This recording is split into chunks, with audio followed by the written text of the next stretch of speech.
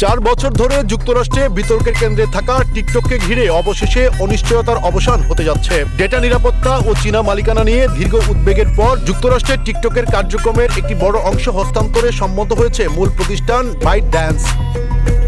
গত সপ্তাহে একদল মার্কিন বিনিয়োগকারীর সঙ্গে চুক্তি সই হয়েছে। চুক্তি অনুযায়ী যুক্তরাষ্ট্রে টিকটকের কার্যক্রম পরিচালনার জন্য গঠন করা হচ্ছে নতুন যৌথ প্রতিষ্ঠান TikTok UHDS joint venture LLC।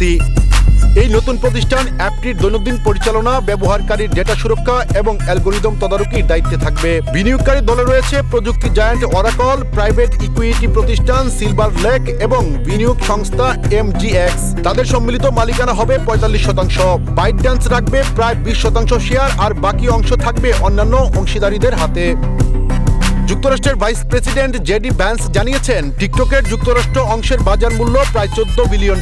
নতুন প্রতিষ্ঠানটি কন্টেন্ট নিয়ন্ত্রণ, সফটওয়্যার যাচাই এবং জাতীয় নিরাপত্তা সংক্রান্ত শর্ত বাস্তবায়ন নিশ্চিত করবে। অরাকলকে করা হয়েছে প্রধান নিরাপত্তা অংশীদার। তারা নিয়মিত অডিট করবে এবং ডেটা সুরক্ষা সংক্রান্ত সব শর্ত মানা হচ্ছে কিনা তা দেখভাল করবে। হোয়াইট হাউস সূত্র জানায়, যুক্তরাষ্ট্রের জন্য আলাদা একটি অ্যালগরিদম তৈরি করা হবে, যেখানে ByteDance-এর কোনো নিয়ন্ত্রণ থাকবে না। চুক্তি অনুযায়ী ByteDance যুক্তরাষ্ট্রে ব্যবহারকারীদের ডেটায় প্রবেশ করতে পারবে না এবং অ্যালগরিদম পরিচালনায়ও তাদের কোনো ক্ষমতা থাকবে না। ByteDance জানিয়েছে তারা যুক্তরাষ্ট্রের আইন মেনে চলবে এবং মার্কিন ব্যবহারকারীদের জন্য টিকটক চালু রাখবে। চুক্তিটি কার্যকর হওয়ার সম্ভাব্য তারিখ ধরা হয়েছে 22 জানুয়ারি 2026। তবে ব্লুমবার্গ জানায়, চুক্তি কার্যকর হলে যুক্তরাষ্ট্রে বর্তমান টিকটক অ্যাপ বন্ধ হতে পারে এবং ব্যবহারকারীদের নতুন একটি প্ল্যাটফর্মে স্থানান্তরিত হতে পারে। বিশেষজ্ঞদের মতে এই চুক্তি প্রযুক্তি খাতে একটি গুরুত্বপূর্ণ দৃষ্টান্ত তৈরি করবে এবং যুক্তরাষ্ট্র চীন সম্পর্কের জটিল বাস্তবতার প্রতিফলন হিসেবেও বিবেচিত হবে।